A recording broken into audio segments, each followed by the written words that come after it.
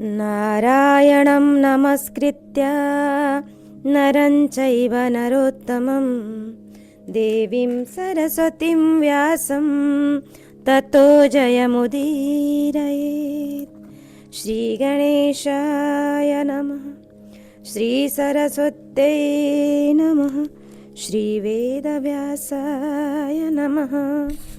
श्रीमन महर्षि वेदव्यास प्रणीत श्री महाभारत द्वितीय खंड वन पर्व व विराट पर्व हम श्रवण कर रहे हैं। आज 205वां अध्याय हम श्रवण करेंगे। पंचाधिक द्विशततमोध्याय।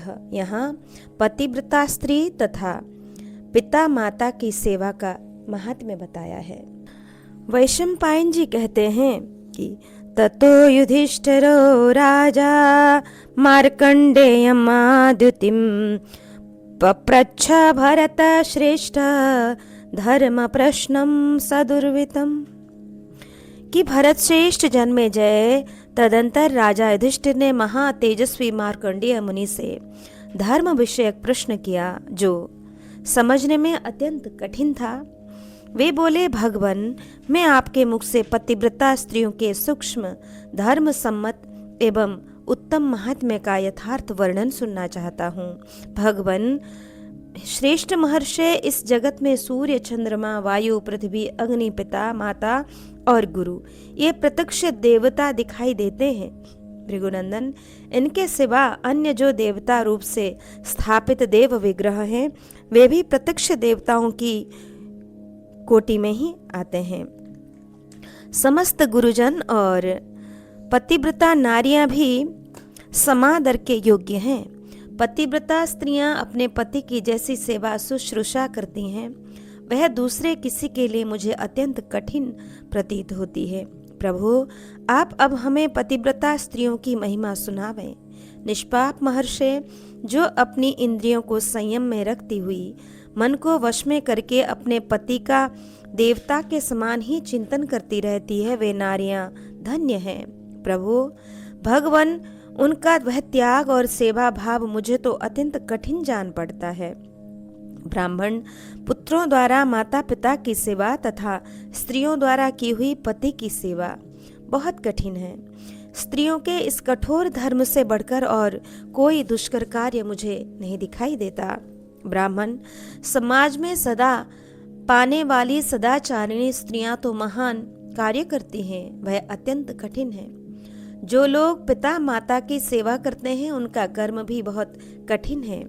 पतिव्रता तथा सत्यवादिनी स्त्रियां अत्यंत कठोर धर्म का पालन करती हैं। स्त्रियां अपने उदर में 10 महीने तक जो गर्भ धारण करती है और यथा समय उसको जन्म देती है, इससे अद्भुत कार्य और कौन होगा।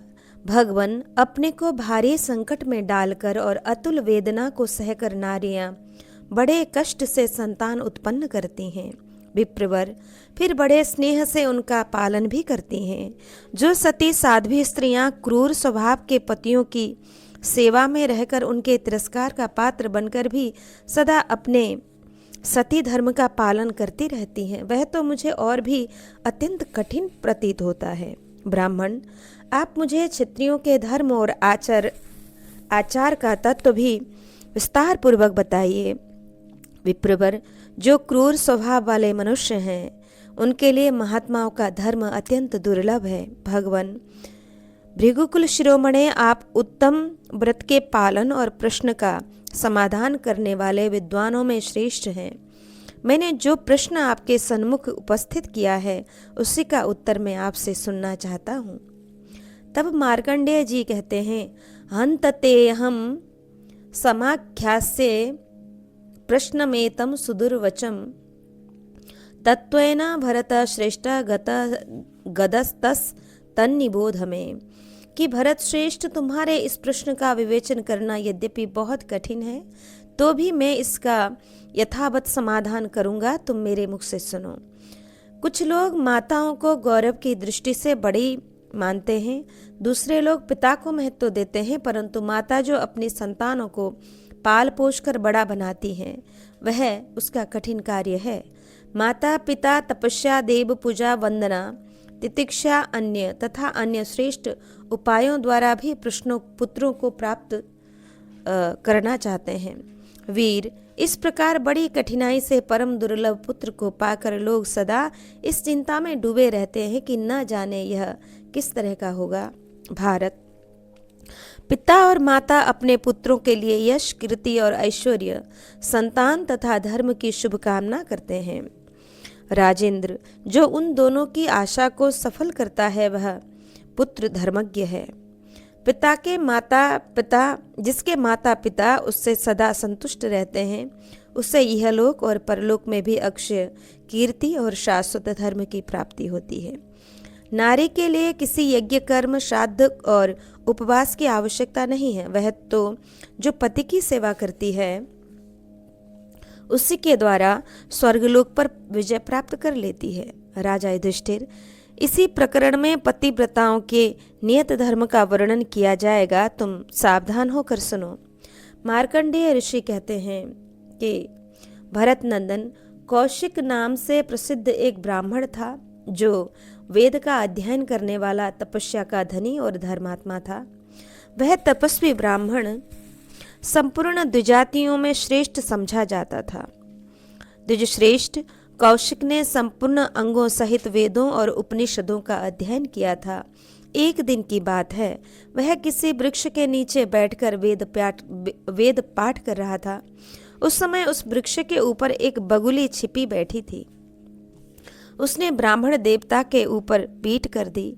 यह देख ब्राह्मण क्रोधित हो गया और उस पक्षी की ओर दृष्टि डालकर उसका अनिष्ट चिंतन करने लगा। उसने अत्यंत कुपित होकर उस बगुली को देखा और उसका अनिष्ट चिंतन किया था, अतः वह पृथ्वी पर गिर पड़ी। उस बगुली को अचेत एवं निष्प्राण होकर पड़ी देख ब्राह्मण का हृदय दया से द्रवित हो उठा। उसे अपने इस कुकृत्य पर बड़ा पश्चाताप हुआ। वह इस प्रकार शोक प्रकट करता हुआ बोला, ओह, आज क्रोध और आसक्ति के वशीभूत होकर मैंने यह अनुचित कार्य कर डाला। मार्कंडेय जी कहते हैं, भरत श्रेष्ठ, इस प्रकार बार बार पछताकर वह विद्वान गांव में भिक्षा के लिए गया। उस गांव में जो लोग शुद्ध और पवित्र आचरण वाले थे, उन्हीं के घर पर भिक्षा मांगता हुआ वह एक ऐसे घर पर जा पहुंचा जहां पहले भी कभी भिक्षा प्राप्त कर चुका था। दरवाजे पर पहुंचकर ब्राह्मण बोला, भिक्षा दे।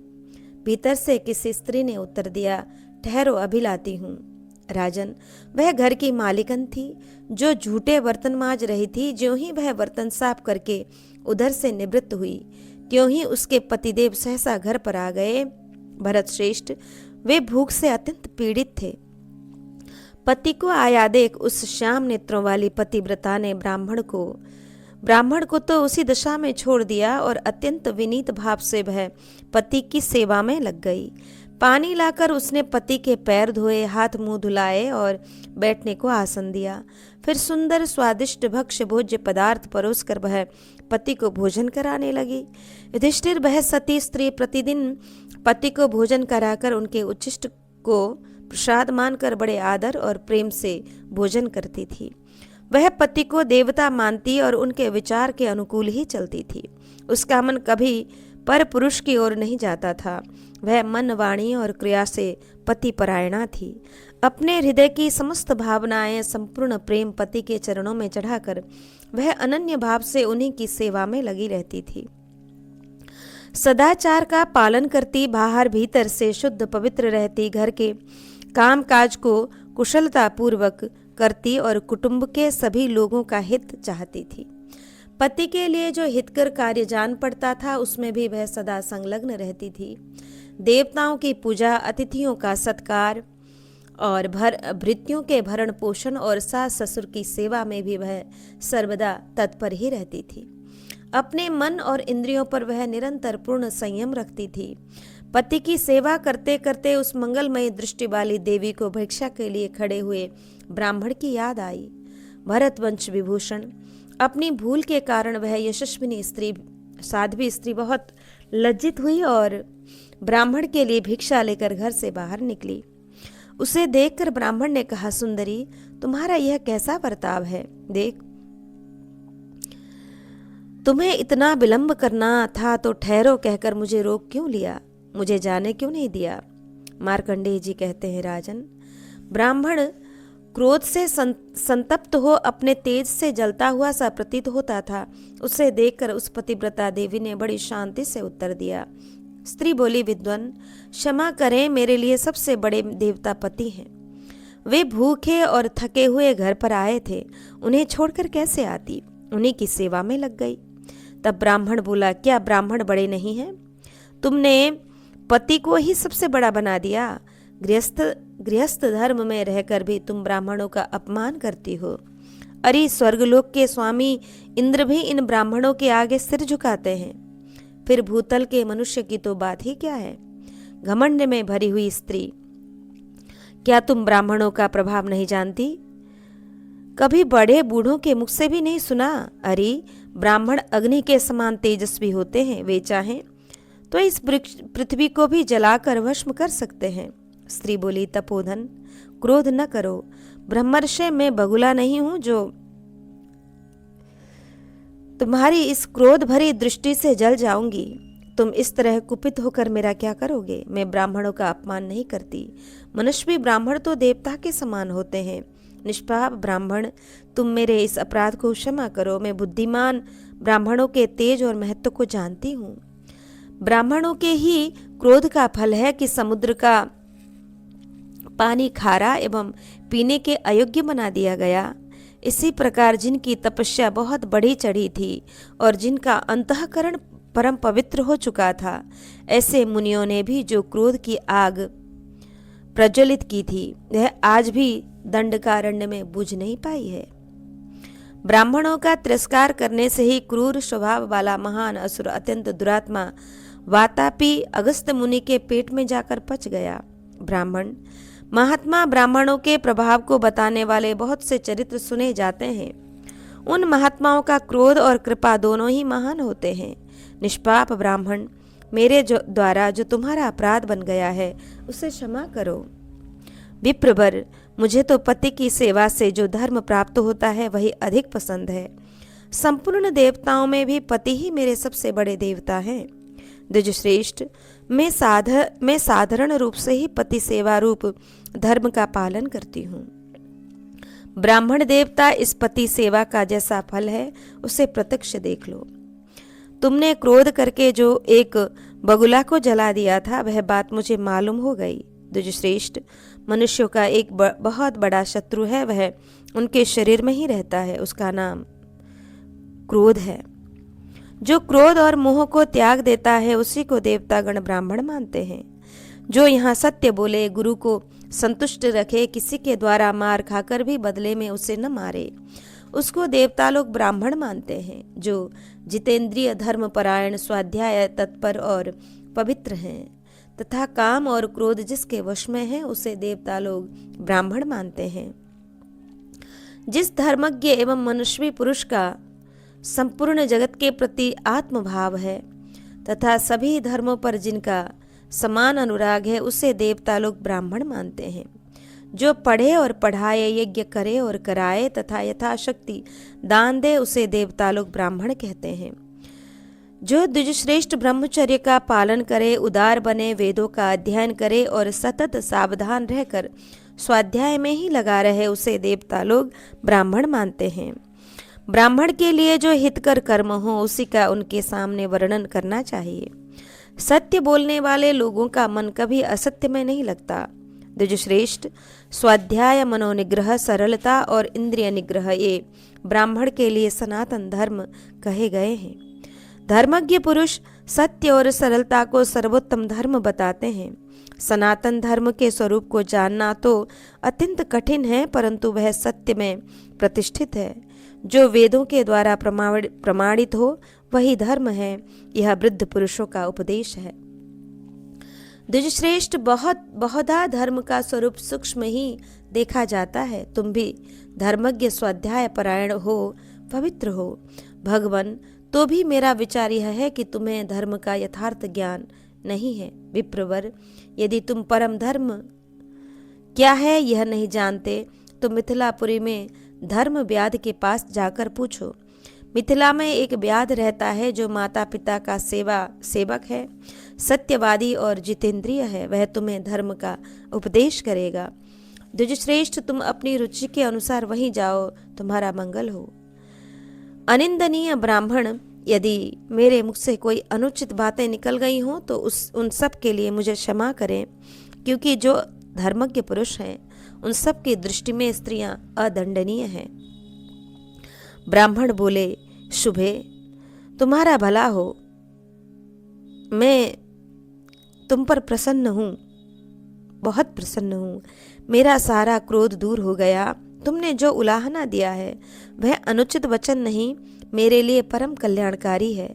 शोभने, तुम्हारा कल्याण हो। अब मैं जाऊंगा और अपना कार्य साधन करूंगा। कल्याणी, तुम धन्य हो जिसका सदाचार इतनी उच्च कोटि का है। मार्कंडेय जी कहते हैं, युधिष्ठिर, उस साध्वी स्त्री से विदा लेकर वह द्विजश्रेष्ठ कौशिक अपने आत्मा की निंदा करता हुआ अपने घर को लौट आया। कि मार्कंडेय जी कहते हैं, चिंतयित्वा तदाश्चर्यं स्त्रिय प्रोक्तमशेषतः विनिंदन स स्वमात्मान मागस्कृत इबा बहु। युधिष्ठिर, उस पतिव्रता देवी की कही हुई सारी बातों पर विचार करके कौशिक ब्राह्मण को बड़ा आश्चर्य हुआ। वह अपने आप को धिक्कारता हुआ अपराधी सा जान पड़ने लगा। फिर अपने धर्म की सूक्ष्म गति पर विचार करके वह मन ही मन बोला, मुझे उस सती के कथन पर श्रद्धा और विश्वास करना चाहिए, अतः मैं अवश्य मिथिला जाऊंगा। कहते हैं वहाँ एक पुण्यात्मा धर्मज्ञ व्याध निवास करता है। मैं उस तपोधन व्याध से धर्म की बात पूछने के लिए आज ही उनके पास जाऊंगा। मन ही मन ऐसा निश्चय करके वह कौतूहलवश मिथिलापुरी की ओर चल दिया। पतिव्रता स्त्री बगुली पक्षी वाली घटना स्वयं जान गई थी और उसने धर्मानुकूल शुभ वचनों द्वारा उपदेश दिया था। इन कारणों से उनकी बातों पर कौशिक ब्राह्मण की बड़ी श्रद्धा हो गई थी। वह अनेकानेक जंगलों, गांवों तथा नगरों को पार करता हुआ राजा जनक के द्वारा सुरक्षित धर्म की मर्यादा से व्याप्त तथा यज्ञ संबंधी उत्सवों से सुशोभित सुंदर मिथिलापुरी में जा पहुंचा। बहुत से गोपुर, अट्टालिकाएं, महल और चहार दीवारियां उस नगर की शोभा बढ़ा रही थी। वह रमणीय पुरी बहुत से विमानों से युक्त थी तथा बहुत सी दुकानें उस पुरी का सौंदर्य बढ़ा रही थी। सुंदर ढंग से बनाई हुई बड़ी बड़ी सड़कें शोभा पा रही थी। बहुसंख्यक घोड़े, रथ, हाथी और सैनिकों से संयुक्त मिथिलापुरी हृष्ट पुष्ट मनुष्यों से भरी हुई थी। वहाँ नित्य नाना प्रकार के उत्सव होते रहते थे और अनेक प्रकार की घटनाएं घटित होती थीं। ब्राह्मण ने उस पुरी में प्रवेश करके सब और घूम घाम कर उसे अच्छी तरह देखा। वहाँ उसने लोगों से धर्म व्याध का पता पूछा और ब्राह्मणों ने उसे उसका स्थान बता दिया। कौशिक ने वहां जाकर देखा कि तपस्वी धर्म व्याध कसाई खाने में बैठकर सुअर, भैंसें आदि पशुओं का मांस बेच रहा है। वहां ग्राहकों की भीड़ लगी हुई थी, इसलिए कौशिक एकांत में जाकर खड़ा हो गया। ब्राह्मण को आया हुआ जानकर व्याध सहसा शीघ्रता पूर्वक उठ खड़ा हुआ और उस स्थान पर आ गया जहां ब्राह्मण एकांत स्थान में खड़ा था। व्याध बोला, भगवान, मैं आपके चरणों में प्रणाम करता हूँ। द्विजश्रेष्ठ, आपका स्वागत है। मैं ही वह व्याध हूँ जिसकी खोज में आपने यहाँ तक आने का कष्ट किया है। आपका भला हो, आज्ञा दीजिए, मैं क्या सेवा करूं? उस पतिव्रता देवी ने जो आपसे यह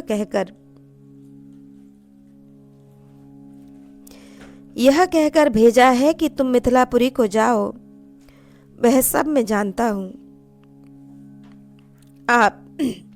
आप जिस उद्देश्य से यहाँ पधारे हैं वह भी मुझे मालूम है। व्याध की वह बात सुनकर ब्राह्मण को बड़ा विस्मय हुआ। मन ही मन वह सोचने लगा, यह दूसरा आश्चर्य दृष्टिगोचर हुआ है। इसके बाद व्याध ने कहा, भगवान, यह स्थान आपके ठहरने योग्य नहीं है। अनग, यदि आपकी रुचि हो तो हम दोनों हमारे घर पर चले। मार्कंडेय जी कहते हैं, युधिष्ठिर, यह सुनकर ब्राह्मण को बड़ा हर्ष हुआ। उसने ब्याध से कहा, बहुत अच्छा, ऐसा ही करो। तब ब्याध ब्राह्मण को आगे करके घर की ओर चला। ब्याध का घर बहुत सुंदर था। वहां पहुंचकर उस ब्याध ने ब्राह्मण को बैठने के लिए आसन दिया। अर्घ्य देकर उस श्रेष्ठ ब्राह्मण की आदर सहित पूजा की। सुखपूर्वक बैठ जाने पर ब्राह्मण ने ब्याध से कहा, तात, यह मांस बेचने का काम निश्चय ही तुम्हारे योग्य नहीं। मुझे तो तुम्हारे इस घोर कर्म से बहुत संताप हो रहा है। ब्याध बोला, ब्राह्मण, यह काम मेरे बाप दादों के समय से होता चला आ रहा है। मेरे कुल के लिए जो उचित है वही धंधा मैंने अपनाया है। मैं अपने धर्म का ही पालन कर रहा हूँ। अतः आप मुझ पर क्रोध न करें। द्विजश्रेष्ठ, विधाता ने इस कुल में जन्म देकर मेरे लिए जो कार्य प्रस्तुत किया है उसका पालन करता हुआ मैं अपने बूढ़े माता पिता की बड़े यत्न से सेवा करता रहता हूँ। सत्य बोलता हूँ, किसी की निंदा नहीं करता और अपनी शक्ति के अनुसार दान भी करता हूँ। देवताओं, अतिथियों और भरण पोषण के योग्य कुटुंबी जनों तथा सेवकों को भोजन देकर जो बचता है उसी से शरीर का निर्वाह करता हूँ। द्विजश्रेष्ठ, किसी के दोषों की चर्चा नहीं करता और अपने से बलिष्ठ पुरुष की निंदा नहीं करता, क्योंकि पहले के किए हुए शुभाशुभ कर्मों का परिणाम स्वयं कर्ता को ही भोगना पड़ता है। कृषि, गोरक्षा, वाणिज्य, दंड नीति और त्रय विद्यारिक यजु साम के अनुसार यज्ञादि का अनुष्ठान करना और कराना ये लोगों की जीविका के साधन है। इनसे ही लौकिक और पारलौकिक उन्नति संभव होती है। शूद्र का कर्तव्य है सेवा कर्म, वैश्य का कार्य है खेती और युद्ध करना क्षत्रिय का कर्म माना गया है। ब्रह्मचर्य, तपस्या, मंत्र जप, वेदाध्ययन एवं सत्य भाषण ये सदा ब्राह्मण के पालन करने योग्य धर्म है। राजा अपने अपने वर्णाश्रमोचित कर्म में लगी हुई प्रजा का धर्म पूर्वक शासन करता है और जो कोई अपने कर्मों से गिरकर विपरीत दिशा में जा रहा हो उन्हें पुनः अपने कर्तव्य के पालन में लगाता है। इसलिए राजाओं से सदा डरते रहना चाहिए, क्योंकि वे प्रजा के स्वामी हैं। जो लोग धर्म के विपरीत कार्य करते हैं उन्हें राजा दंड द्वारा उसी प्रकार पाप से रोकते हैं जैसे ब्राह्मणों द्वारा वे हिंसक पशुओं को हिंसा से रोकते हैं।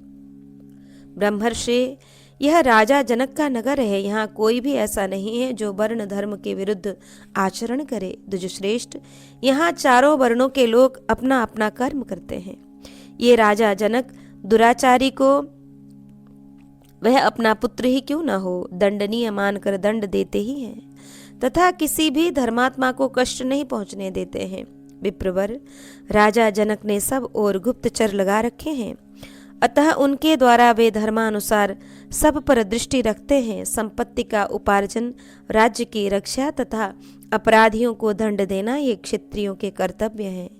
राजा लोग अपने धर्म का पालन करते हुए ही प्रचुर संपत्ति पाने की इच्छा रखते हैं और राजा सभी वर्णों का रक्षक होता है। ब्राह्मण में स्वयं किसी जीव की हिंसा नहीं करता, सदा दूसरों के मारे हुए सुअर और भैंसों का मांस बेचता हूँ। मैं स्वयं मांस नहीं खाता, ऋतुकाल प्राप्त होने पर ही पत्नी समागम करता हूँ। द्विज प्रवर, मैं दिन में सदा ही उपवास और रात में भोजन करता हूँ। शील से रहित पुरुष भी कभी शीलवान हो जाता है। प्राणियों की हिंसा में अनुरक्त मनुष्य भी फिर धर्मात्मा हो जाता है। राजाओं के व्यभिचार दोष से धर्म अत्यंत संकीर्ण हो जाता है और अधर्म बढ़ जाता है। इससे प्रजा में वर्ण संकरता आ जाती है और इस दशा में भयंकर आकृति वाले बौने, कुबड़े, मोटे मस्तक वाले, नपुंसक, अंधे, बहरे और अधिक ऊंचे नेत्रों वाले मनुष्य उत्पन्न होते हैं।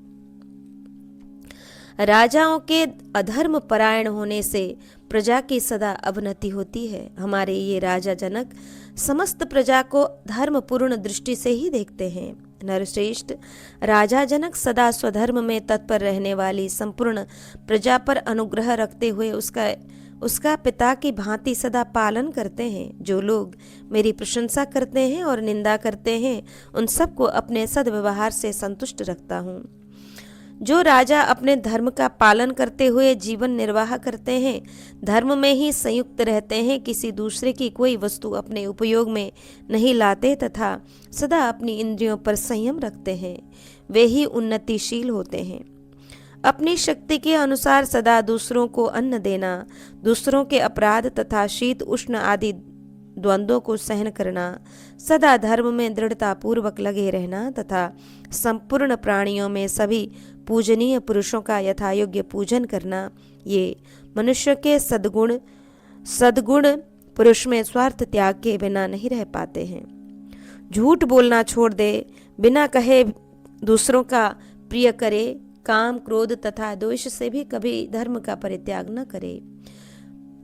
प्रिय वस्तु की प्राप्ति होने पर हर्ष से फूल न उठे, अपने मन के विपरीत कोई बात हो जाए तो दुख न माने, चिंतित न हो, अर्थ संकट आ जाए तो भी मोह के वशीभूत हो घबराए नहीं और किसी भी अवस्था में अपना धर्म न छोड़े।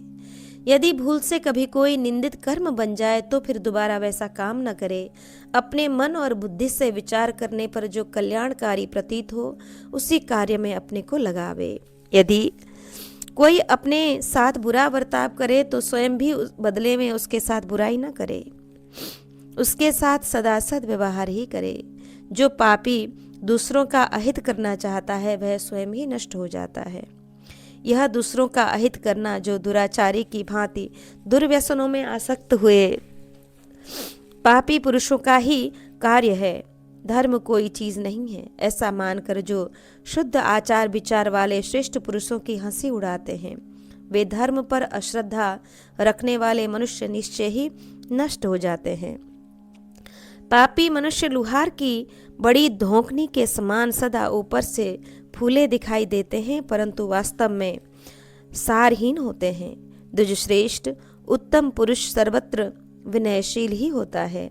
अहंकारी मूढ़ मनुष्यों की सोची हुई प्रत्येक बात निसार होती है। जैसे सूर्य दिन के रूप में प्रकट कर देता है, उसी प्रकार मूर्खों की अंतरात्मा ही उनके यथार्थ स्वरूप का दर्शन करा देती है। मूर्ख मनुष्य केवल अपनी प्रशंसा के बल से जगत में प्रतिष्ठा नहीं पाता है। विद्वान पुरुष कांतिहीन हो तो भी संसार में उसकी ख्याति बढ़ जाती है। किसी दूसरे की निंदा न करे, अपने मान प्रतिष्ठा की प्रशंसा न करे। कोई भी गुणवान पुरुष पर निंदा और आत्म प्रशंसा का त्याग किए बिना इस भूमंडल में सम्मानित हुआ हो, यह नहीं देखा जाता है। जो मनुष्य पाप कर्म बन जाने पर सच्चे हृदय से पश्चाताप करता है, वह उस पाप से छूट जाता है तथा फिर कभी ऐसा नहीं करूँगा ऐसा दृढ़ निश्चय कर लेने पर वह भविष्य में होने वाले दूसरे पाप से भी बच जाता है। विप्रवर शास्त्र भेद जप तप यज्ञ दान आदि किसी भी कर्म का निष्काम भाव से आचरण करने पर पाप से छुटकारा मिल जाता है। ब्राह्मण धर्म के विषय में ऐसी श्रुति देखी जाती है। पहले का धर्मशील पुरुष भी यदि अनजान में यहाँ कोई पाप कर बैठे हो तो वह पीछे निष्काम पुण्य कर्म द्वारा उस पाप को नष्ट कर देता है। राजन, मनुष्यों का धर्म ही सदा यहाँ प्रमादवश किए हुए उनके पापों को दूर कर देता है। जो मनुष्य पाप करके भी यह मानता है कि मैं पापी नहीं हूँ, वह भूल करता है, और क्योंकि देवता उसे और उसके पाप को देखते हैं तथा उसके भीतर बैठा हुआ परमात्मा भी देखता ही है। श्रद्धालु मनुष्य दूसरों के दोष देखना छोड़कर सदा सबके हित की ही इच्छा करे। जो पापी अपने दोषों की ओर से आंखें बंद करके सदा दूसरे श्रेष्ठ पुरुषों के दोष को ही कपड़े के छेदों की भांति अधिकाधिक प्रकट करता और बढ़ाता है, वह मृत्यु के पश्चात नष्ट हो जाता है। परलोक में उसे कोई सुख नहीं मिलता। यदि मनुष्य पाप करके भी कल्याणकारी कर्म में लग जाता है तो वह महामेघ से मुक्त हुए चंद्रमा की भांति सब पापों से मुक्त हो जाता है। जैसे सूर्य उदय होने पर पहले के अंधकार को नष्ट कर देते हैं, उसी प्रकार कल्याणकारी शुभ कर्म का निष्काम भाव से अनुष्ठान करने वाला पुरुष सब पापों से छुटकारा पा जाता है। विप्रवर, लोभ को ही पापों का घर समझो। जिन्होंने अधिकतर शास्त्रों का वर्णन श्रवण नहीं किया है, वे लोभी मनुष्य ही पाप करने का विचार रखते हैं। तिनके से ढके हुए कुओं की भांति धर्म की आड़ में कितने ही अधर्म चल रहे हैं। धर्मात्मा के वेश में रहने वाले इन अधार्मिक मनुष्यों में इंद्रिय संयम, पवित्रता और धर्म संबंधी चर्चा आदि सभी गुण तो होते हैं, परंतु उनमें शिष्टाचार, श्रेष्ठ पुरुषों का सा आचार व्यवहार अत्यंत दुर्लभ है। मार्कंडेय जी कहते हैं कि युधिष्ठिर, तदंतर परम बुद्धिमान कौशिक ने धर्म व्याध से पूछा, नरश्रेष्ठ, मुझे शिष्टाचार का ज्ञान कैसे हो? धर्मात्मा में श्रेष्ठ महामते व्याध, तुम्हारा भला हो। मैं ये सब बातें तुमसे सुनना चाहता हूँ, अतः यथार्थ रूप से इनका वर्णन करो। व्याध ने कहा, यज्ञो दानम तपो वेदा सत्यम च द्विजसत्तम पंचैतानि पवित्राणि शिष्टाचारेषु सर्वदा।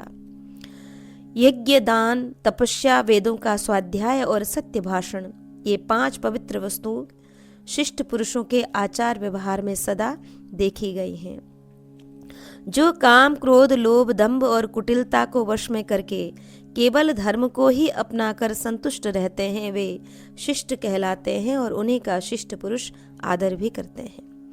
वे निरंतर यज्ञ और स्वाध्याय में लगे रहते हैं, उनमें स्वेच्छाचार नहीं होता। सदाचार का पालन शिष्ट पुरुषों का दूसरा लक्षण है। ब्राह्मण शिष्टाचारी पुरुषों में गुरु की सेवा, सत्य भाषण, क्रोध का अभाव तथा दान, ये 4 सद्गुण सदा रहते हैं।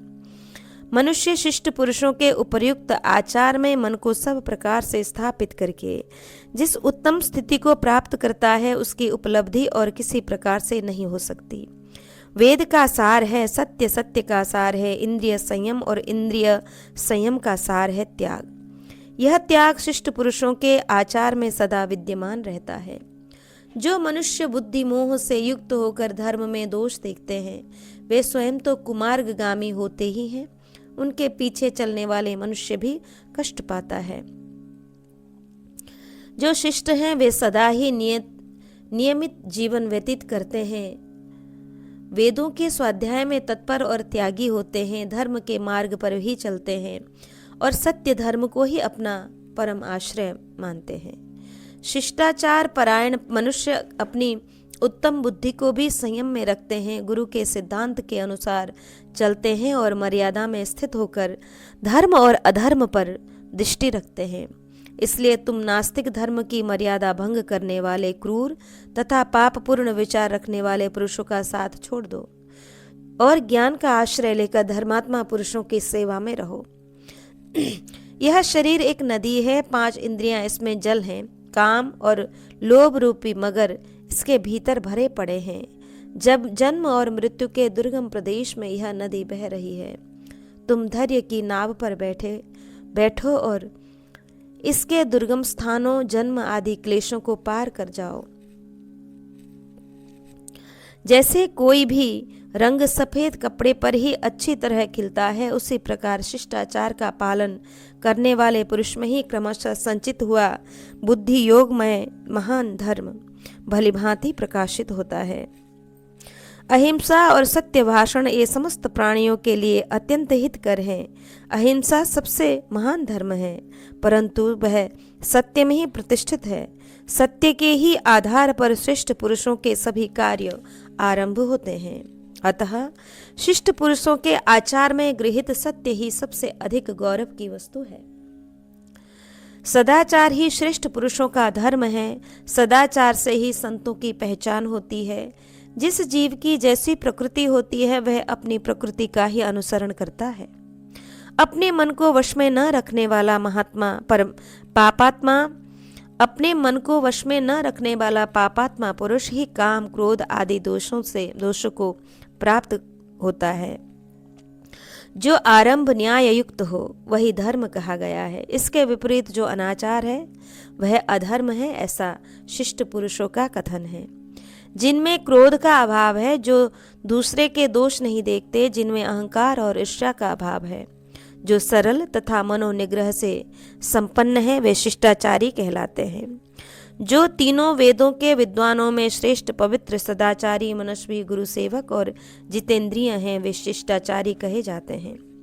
जो सत्व गुण से संपन्न हैं, जिनके आचार और कर्म पापियों के लिए कठिन हैं तथा जो संसार में अपने सत्कर्मों के द्वारा सत्कृत हैं, उनके हिंसा आदि दोष स्वतः नष्ट हो जाते हैं।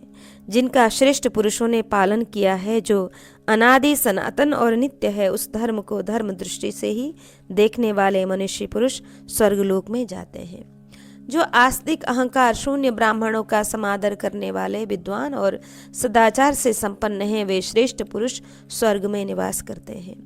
जिनका वेदों में वर्णन है वह धर्म का पहला लक्षण है।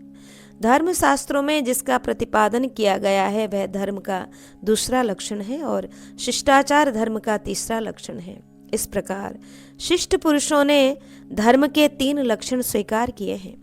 सब विद्याओं का अध्ययन, सब तीर्थों में स्नान, क्षमा, सत्य, सरलता और शौच, पवित्रता, ये श्रेष्ठ पुरुषों के आचार को लक्षित करने वाले हैं। जो समस्त प्राणियों पर दया करते, सदा अहिंसा धर्म के पालन में तत्पर रहते और कभी किसी से कटु वचन नहीं बोलते, ऐसे संत सदा समस्त द्विजों के प्रिय होते हैं। जो शुभ और अशुभ कर्मों के फल संचय से संबंध रखने वाले परिणाम को जानते हैं, वे शिष्ट कहे गए हैं और शिष्ट पुरुषों में उनका समादर होता है।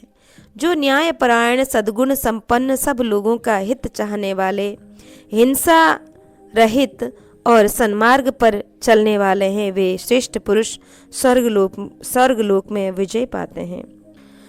जो सबको दान देने वाले, अपने कुटुंबी जनों में प्रत्येक वस्तु को समान रूप से बांटकर उसका उपयोग करने वाले, दीन जनों पर कृपा भाव बनाए रखने वाले, शास्त्र ज्ञान के धनी, सबके लिए समादरणीय, तपस्वी और समस्त प्राणियों के प्रति दयालु हैं, वे श्रेष्ठ पुरुषों द्वारा सम्मानित शिष्ट कहे गए हैं। जो दान से अवशिष्ट वस्तु का उपयोग करने वाले हैं, जो श्रेष्ठ पुरुष इस लोक में संपत्ति और परलोक में सुखमय लोक प्राप्त करते हैं। शिष्ट पुरुषों के पास जब उत्तम पुरुष कुछ मांगने के लिए पधारते हैं, उस समय वे अपनी स्त्री तथा कुटुंबी जनों को कष्ट देकर सभी मनोयोग पूर्वक अपनी शक्ति से अधिक दान देते हैं। न्याय पूर्वक लोक यात्रा का निर्वाह कैसे हो, धर्म की रक्षा और आत्मा का कल्याण किस प्रकार हो, इन्हीं बातों की ओर उनकी दृष्टि रहती है। ऐसा वर्ताव करने वाले संत पुरुष अनंत काल तक उन्नति की ओर अग्रसर होते हैं। जो अहिंसा, सत्यभाषण, कोमलता, सरलता, अद्रोह, अहंकार का त्याग, लज्जा, क्षमा, शम, दम, इन गुणों से युक्त, बुद्धिमान, धैर्यवान, समस्त प्राणियों पर अनुग्रह करने वाले तथा राग द्वेष से रहित हैं, वे संत संपूर्ण लोकों के लिए प्रमाणभूत हैं।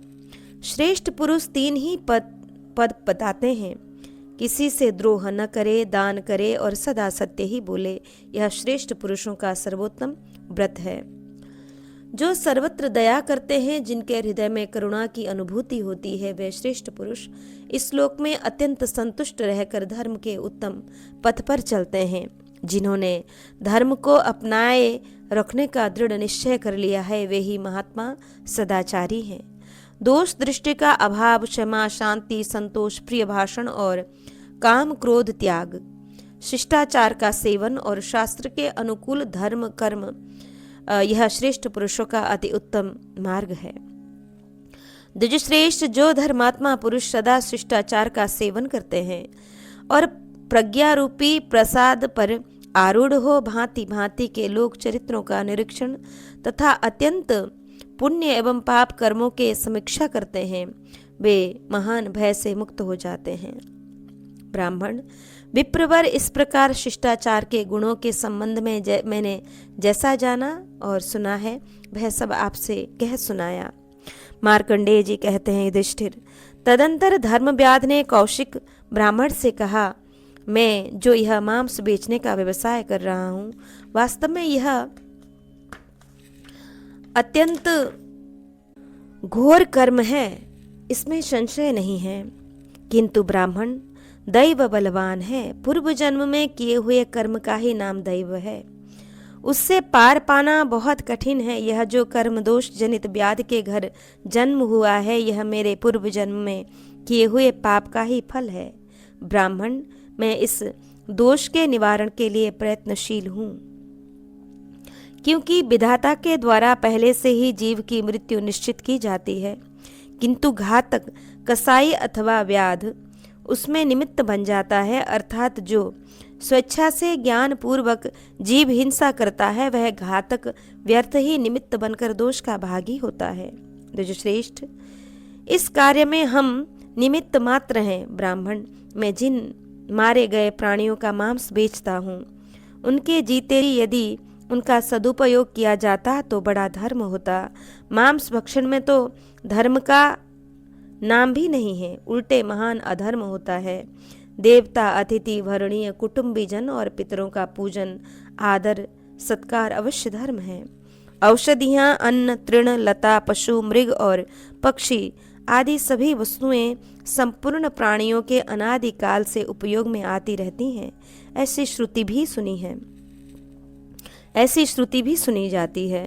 द्विजश्रेष्ठ, उशीनर के पुत्र क्षमाशील और दयालु राजा शिवी ने एक भूखे बाज को कबूतर के बदले अपने शरीर का मांस अर्पित कर दिया था, और इसी के प्रसाद से उन्हें परम दुर्लभ स्वर्ग लोक की प्राप्ति हुई थी। विप्रवर, मैं अपना स्वधर्म समझकर यह धंधा नहीं छोड़ रहा हूँ।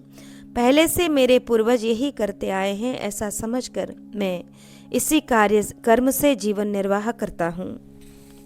ब्राह्मण, अपने कर्म का परित्याग करने वाले को यहाँ अधर्म की प्राप्ति देखी जाती है। जो अपने कर्म में तत्पर है, उसी का वर्ताव धर्मपूर्ण है, ऐसा सिद्धांत है। पहले का किया हुआ कर्म देहधारी मनुष्यों को नहीं छोड़ता है। बहुधा कर्म का निर्णय करते समय विधाता ने इसी विधि को अपने सामने रखा है। जो क्रूर कर्म में लगा हुआ है, उसे सदा यह सोचते रहना चाहिए कि मैं कैसे शुभ कर्म करूं और किस प्रकार इस निंदित कर्म से छुटकारा पाऊं। बार बार ऐसा करने से उस घोर कर्म से छूटने के विषय में कोई निश्चित उपाय प्राप्त हो जाता है। द्विजश्रेष्ठ, में दान, सत्य भाषण, गुरु सेवा, ब्राह्मण पूजन तथा धर्म पालन में सदा तत्पर रहकर अभिमान और अतिवाद से दूर रहता हूँ। कुछ लोग खेती को उत्तम मानते हैं, परंतु उसमें भी बहुत बड़ी हिंसा होती है।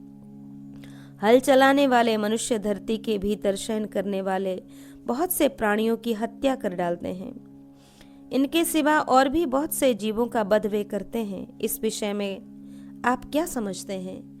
द्विजश्रेष्ठ, धान आदि जितने अन्न के बीज हैं, वे सबके सब जीव ही तो हैं। अतः इस विषय में आप क्या समझते हैं? विप्रवर, कितने ही मनुष्य पशुओं पर आक्रमण करके उन्हें मारते और खाते हैं। वृक्षों तथा औषधियों के अन्न के पौधों को काटते हैं। वृक्षों और फलों में भी बहुत से जीव रहते हैं। जल में भी नाना प्रकार के जीव रहते हैं। ब्राह्मण, उनके विषय में आप क्या समझते हैं? जीवों से ही जीवन निर्वाह करने वाले जीवों द्वारा यह सारा जगत व्याप्त है। मत्स्यों तक को अपना ग्रास बना लेते हैं। उनके विषय में आप क्या समझते हैं? द्विजश्रेष्ठ, बहुधा जीवों से ही जीवन धारण करते हैं और प्राणी स्वयं ही एक दूसरे को अपना आहार बना लेते हैं। उनके विषय में आप क्या समझते हैं? मनुष्य चलते फिरते समय धरती के बहुत से जीव जंतुओं को असावधानी पूर्वक पैरों से मार देते हैं। ब्राह्मण, उनके विषय में आप क्या समझते हैं? ज्ञान विज्ञान संपन्न पुरुष भी अनजाने में बैठते सोते समय अनेक जीवों की हिंसा कर बैठते हैं। उनके विषय में आप क्या समझते हैं? आकाश से लेकर पृथ्वी तक यह सारा जगत जीवों से भरा हुआ है। कितने ही मनुष्य अनजाने में भी जीव हिंसा करते हैं। इस विषय में आप क्या समझते हैं? पूर्व काल के अभिमान शून्य श्रेष्ठ पुरुषों ने जो अहिंसा का उपदेश दिया है, उसका तत्व समझना चाहिए, क्योंकि द्विजश्रेष्ठ, स्थूल दृष्टि से देखा जाए तो इस संसार में कौन जीव हिंसा नहीं करते हैं। बहुत सोच विचार कर मैं इस निश्चय पर पहुंचा हूं कि कोई भी क्रियाशील क्रियाशील मनुष्य अहिंसक नहीं है। द्विजश्रेष्ठ, यति लोग अहिंसा धर्म के पालन में तत्पर होते हैं, परंतु वे भी हिंसा कर ही डालते हैं, अर्थात उनके द्वारा भी हिंसा हो ही जाती है। अवश्य ही यत्न पूर्वक चेष्टा करने से हिंसा की मात्रा बहुत कम हो सकती है। ब्राह्मण उत्तम कुल में उत्पन्न परम सद्गुण संपन्न और श्रेष्ठ माने जाने वाले पुरुष भी अत्यंत भयंकर कर्म करके लज्जा का अनुभव करते हैं। मित्र दूसरे मित्रों को और शत्रु अपने शत्रुओं को भी अच्छे कर्म में लगे हुए हों तो भी अच्छी दृष्टि से नहीं देखते। बंधु बांधव अपने समृद्धशाली बांधवों से भी प्रसन्न नहीं रहते। अपने को पंडित मानने वाले मूढ़ मनुष्य गुरुजनों की भी निंदा करते हैं। द्विजश्रेष्ठ, इस प्रकार जगत में अनेक उल्टी बातें दिखाई देती हैं। अधर्म ही धर्म से युक्त प्रतीत होता है। इस विषय में आप क्या समझते हैं? धर्म और अधर्म संबंधी कार्यों के विषय में और भी बहुत सी बातें कही जा सकती हैं। अतएव जो मनुष्य कुलोचित कर्म में लगा हुआ है वही महान यश का भागी होता है। मार्कंडेय जी कहते हैं कि धर्म व्याधस्तु निपुणम पुनरेव युधिष्ठिर विप्रर्षमभुवावे वाचेदम सर्वधर्म भृतांवर, कि संपूर्ण धर्मात्माओं में श्रेष्ठ युधिष्ठिर तदंतर धर्म व्याध ने विप्रवर कौशिक से पुनः कुशलता पूर्वक कहना प्रारंभ किया। कि व्याध बोला, वृद्ध पुरुषों का कहना है कि धर्म के विषय में केवल वेद ही प्रमाण है। यह ठीक है, तो भी धर्म की गति बड़ी सूक्ष्म है। उसके अनंत भेद और अनेक शाखाएं हैं। वेद के अनुसार सत्य धर्म और असत्य अधर्म है, परंतु यदि किसी के प्राणों पर संकट आ जाए अथवा कन्या आदि का विवाह तय करना हो तो ऐसे अवसरों पर प्राण रक्षा आदि के लिए झूठ बोलने की आवश्यकता पड़ जाए तो वहां असत्य से ही सत्य का फल मिलता है। इसके विपरीत यदि सत्य भाषण से किसी के प्राणों पर संकट आ गया हो तो वहां सत्य से ही असत्य का फल प्राप्त होता है, जिससे परिणाम में प्राणियों का अत्यंत हित होता हो वह वास्तव में सत्य है। इसके विपरीत जिससे किसी का अहित होता हो या दूसरों के प्राण जाते हो वह देखने में सत्य होने पर भी वास्तव में असत्य एवं अधर्म है। कि कर्ण पर्व के 69वें अध्याय में 46वें से 53वें श्लोक में एक कथा आती है। कौशिक नामक एक तपस्वी ब्राह्मण था। उसने यह व्रत ले लिया था कि मैं सदा सत्य ही बोलूँगा। एक दिन कुछ लोग लुटेरों के भय से छिपने के लिए उनके आश्रम के पास के वन में घुस गए। खोज करते हुए लुटेरों ने सत्यवादी कौशिक से पूछा। उनके पूछने पर कौशिक ने सच्ची बात बता दी। पता लग जाने पर उन निर्दयी डाकुओं ने उन लोगों को पकड़कर मार डाला। इस प्रकार सत्य बोलने के कारण लोगों की हिंसा हो जाने से उस पाप के फल स्वरूप कौशिक को नरक में जाना पड़ा था। इस प्रकार विचार करके देखिए धर्म की गति कितनी सूक्ष्म है। सज्जन शिरोमणि मनुष्य तो जो शुभ या अशुभ कार्य करता है उसका फल उसे अवश्य भोगना पड़ता ही है, इसमें संशय नहीं है। मूर्ख मानव संकट की दशा में पड़ने पर देवताओं को बहुत कोसता है, उनकी भरपेट निंदा करता है, किंतु वह यह नहीं समझता कि यह अपने ही कर्म का दोष वह परिणाम है। द्विजश्रेष्ठ, मूर्ख शठ और चंचल चित्त वाला मनुष्य सदा ही भ्रमवश सुख में दुख और दुख में सुख बुद्धि कर लेता है। उस समय बुद्धि, उत्तम नीति, शिक्षा तथा पुरुषार्थ भी उसकी रक्षा नहीं कर पाते। यदि पुरुषार्थ जनित कर्म का फल पराधीन न होता तो जिसकी जो इच्छा होती उसी को वह प्राप्त कर लेता, किंतु बड़े बड़े संयमी, कार्य कुशल और बुद्धिमान मनुष्य भी अपना काम करते करते थक जाते हैं तो भी वे इच्छा अनुसार फल की प्राप्ति से वंचित ही देखे जाते हैं। तथा दूसरा मनुष्य जो निरंतर जीवों की हिंसा के लिए उद्यत रहता है और सदा लोगों को ठगने में ही लगा रहता है, वह सुखपूर्वक जीवन व्यतीत करता है, वह सुखपूर्वक जीवन बिताता देखा जाता है। कोई बिना उद्योग किए चुपचाप बैठा रहता है और लक्ष्मी उसकी सेवा में उपस्थित हो जाती है, और कोई सदा सदा काम करते रहने पर भी अपने उचित वेतन से भी वंचित रह जाता है, ऐसा देखा जाता है। कितने ही दीन मनुष्य पुत्र की कामना रखकर देवताओं को पूजते और कठिन तपस्या करते हैं, तो भी उनके द्वारा गर्भ में स्थापित तथा 10 मास तक माता के उदर में पालित होकर जो पुत्र पैदा होता है वे कुलांगार निकल जाते हैं। कि धर्म की गति सूक्ष्म होने के कारण देखने में विपरीतता दिखती है, किंतु वास्तव में वह पूर्वकृत कर्मों का फल है। और दूसरे बहुत से ऐसे भी हैं जो अपने पिता के द्वारा जोड़ कर रखे हुए धन धान्य तथा भोग विलास के प्रचुर साधनों के साथ पैदा होते हैं और उनकी प्राप्ति भी उन्हीं मांगलिक कृत्यों के अनुष्ठान से होती है। और इसमें संदेह नहीं कि मनुष्य के जो रोग होते हैं वे उनके कर्मों के ही फल हैं।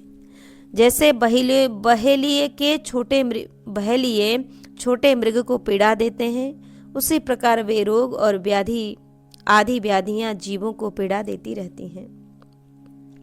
ब्राह्मण उनका भोग पूरा होने पर औषधियों का संग्रह करने वाले चिकित्सा कुशल चतुर चिकित्सक उन रोग व्याधियों का उसी प्रकार निवारण कर देते हैं जैसे व्याध मृगों को भगा देते हैं। धर्मात्माओं में श्रेष्ठ कौशिक देखो, जिनके यहाँ भोजन भंडार भरा पड़ा है, उन्हें प्रायः संग्रहणी सता रही है और वे उसका उपभोग नहीं कर पाते। विप्रवर दूसरे बहुत से ऐसे मनुष्य हैं जिनकी भुजाओं में बल है, जो स्वास्थ्य और अन्न को पचाने में समर्थ है, परंतु उन्हें बड़ी कठिनाई से भोजन मिल पाता है। वे सदा ही अन्न का कष्ट भोग रहे हैं। इस प्रकार यह संसार असहाय तथा मोह शोक में डूबा हुआ कर्मों के अत्यंत प्रबल प्रवाह में पड़कर बार बार उसकी आधी व्याधि रूपी तरंगों के थपेड़े सहता और विवश होकर इधर से उधर बहता रहता है। यदि जीव अपने वश में होते तो वे न मरते और न बूढ़े ही होते। सभी सब तरह की मनचाही वस्तुओं को प्राप्त कर लेते, किसी को अप्रिय घटना नहीं देखनी पड़ती। सब लोग सारे जगत के ऊपर जाने की इच्छा रखते हैं, सभी सबसे ऊंचा होना चाहते हैं और उसके लिए वे यथाशक्ति प्रयत्न भी करते हैं, परंतु सभी जगह वैसा नहीं होता। सभी जगह वह वैसा होता नहीं है। बहुत से ऐसे मनुष्य देखे जाते हैं जिनका जन्म एक ही नक्षत्र में हुआ है और जिनके लिए मंगल कृत्य भी समान रूप से ही किए गए हैं, परंतु विभिन्न प्रकार के कर्मों का संग्रह होने के कारण उन्हें प्राप्त होने वाले फल में महान अंतर दृष्टिगोचर होता है। ब्राह्मण साधु शिरोमणे कोई अपने हाथ में आई हुई वस्तु का भी उपयोग करने में समर्थ नहीं है। इस जगत में पूर्व जन्म में किए हुए कर्मों के ही फल की प्राप्ति देखी जाती है। विप्रवर श्रुति के अनुसार यह जीवात्मा निश्चय ही सनातन है और इस संसार में समस्त प्राणियों का शरीर नश्वर है। शरीर पर आघात करने से उस शरीर का नाश तो हो जाता है, किंतु अविनाशी जीव नहीं मरता। वह कर्म के बंधन में बंधकर फिर दूसरे शरीर में प्रवेश कर जाता है। ब्राह्मण ने पूछा, धर्म में धर्मज्ञों तथा वक्ताओं में श्रेष्ठ व्याध जीव सनातन कैसे है? मैं इस विषय को यथार्थ रूप से जानना चाहता हूँ। व्याध ने कहा, ब्राह्मण, देह का नाश होने पर जीव का नाश नहीं होता। मनुष्यों का यह कथन है कि जीव मरता है, मिथ्या ही है। किंतु जीव तो इस शरीर को छोड़कर दूसरे शरीर में चला जाता है। शरीर के पांचों तत्वों का पृथक पृथक 5 भूतों में मिल जाना ही उसका नाश कहलाता है। इस मानव लोक में मनुष्य के किए हुए कर्म को उस कर्ता के सिवा दूसरा कोई नहीं भोगता। उसके द्वारा जो कुछ ही कर्म किया गया है उसे वह स्वयं ही भोगेगा।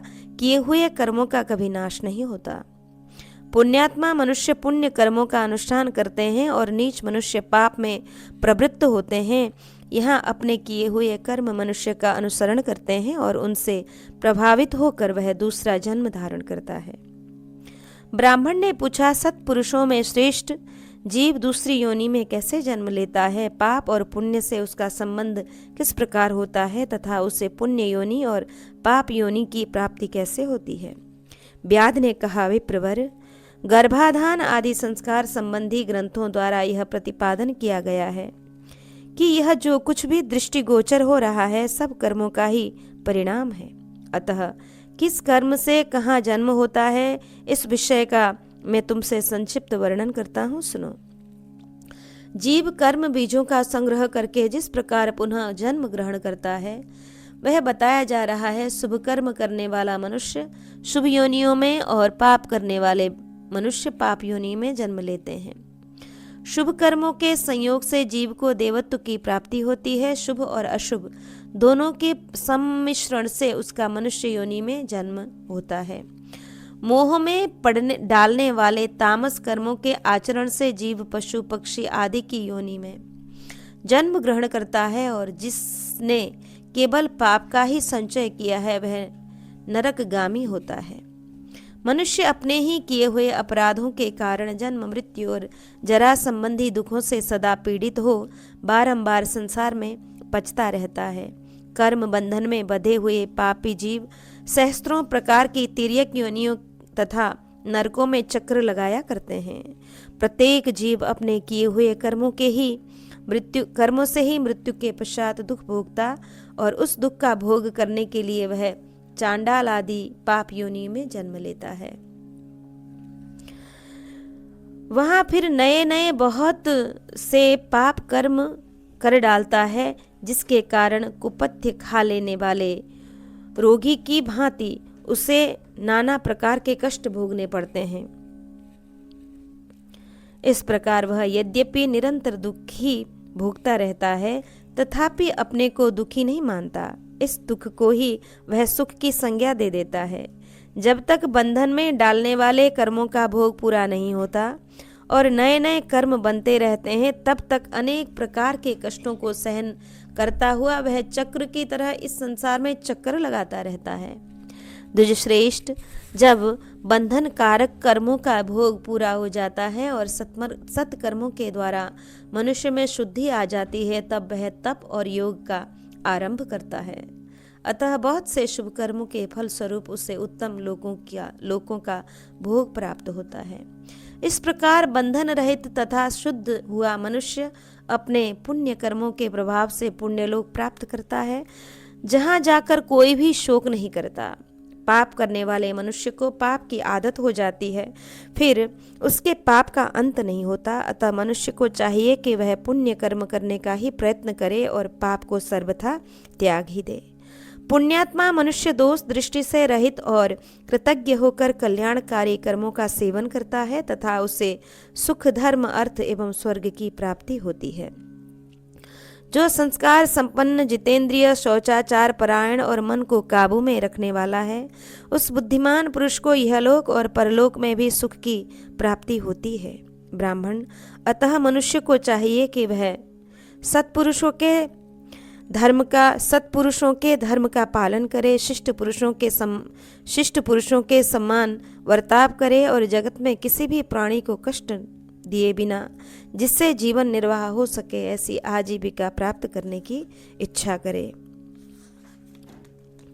संसार में बहुत से वेदवेत्ता और शास्त्र विचक्षण शिष्ट पुरुष विद्यमान हैं।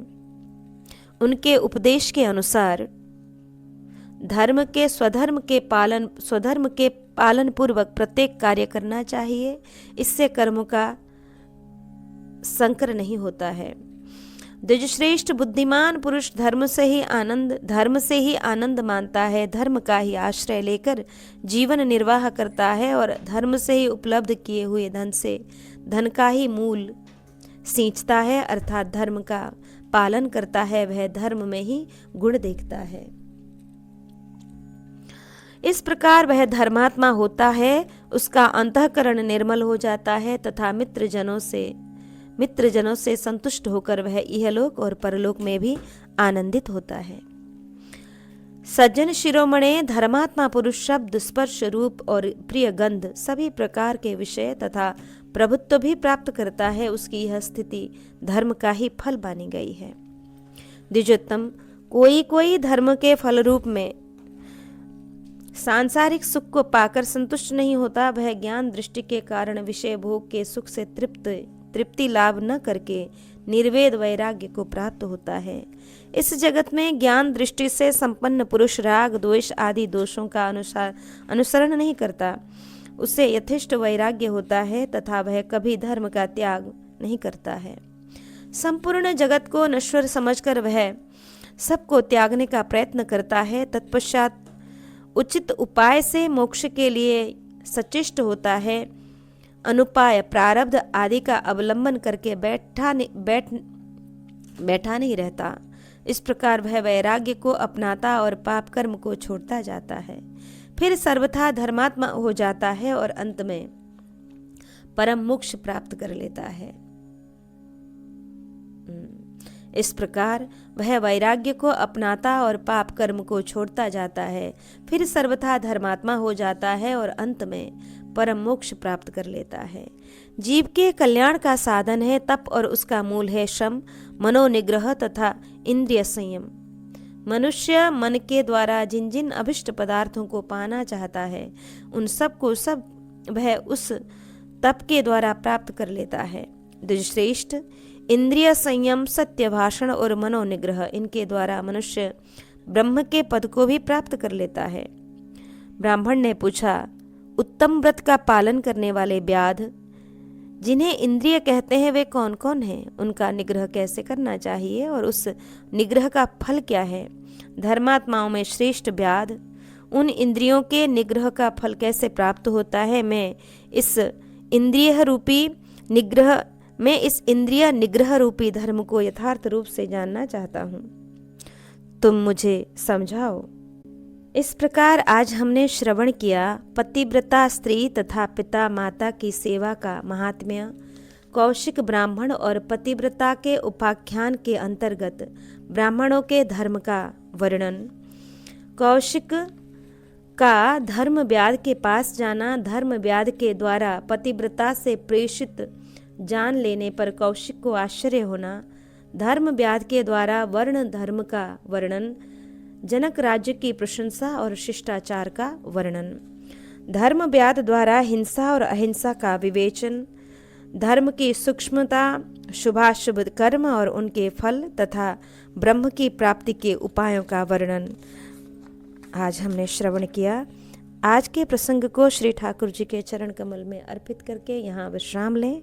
जय जय श्री राधे श्याम।